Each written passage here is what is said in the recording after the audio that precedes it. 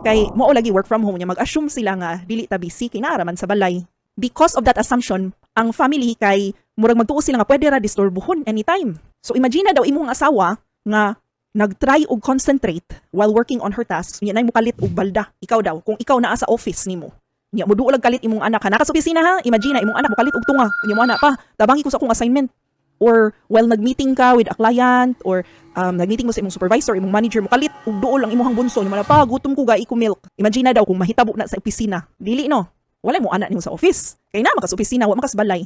So imong work is straight ra, walay disturbo because you are not working from home. Imong wife, your virtual assistant wife, she works at home on her VA tasks or projects as freelancer. Tunga sa iyang trabaho na ay family members nga mo insert sa ilang own needs. And then what does your wife do? She stops working, she pauses her work, niya unahon niya ang family.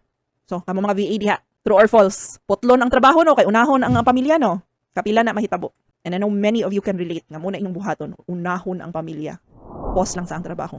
Now, why do I know this? I know this because I lived it.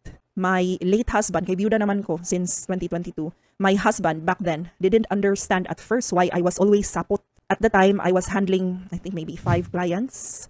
5 clients kung gidugandungan ako. Virtual assistant ko and also freelance writer. And lagi kay matindi ang mga ilangan ba? Daghan man tag bayranan, so dungan ang clients. Tulo akong part-time nga client, usa ka book project based, unya usa ka book nga output based where I wrote blog articles. So the more I wrote, the more I earned. Ang makasapot nako ato sa una is while nag-work ko niya mukalit lang og nay mo ana ma unsay sudan ingon ana ba nga yanuhon ra ka og putol sa imong concentration because they assume that pwede ra ka disturbuhon because you are working from home. Ambot pod nganong mama magyud ulo ni nga di man ang papa pangayuan. Ngano magyud na.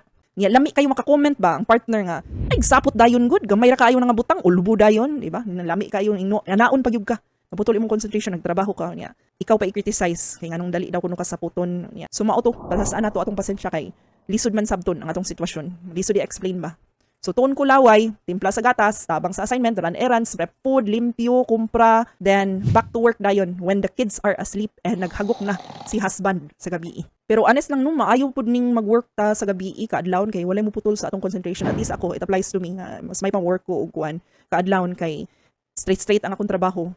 The downside is bilar pud ka, wa kay tulog. So sapot gihapon ka all day long.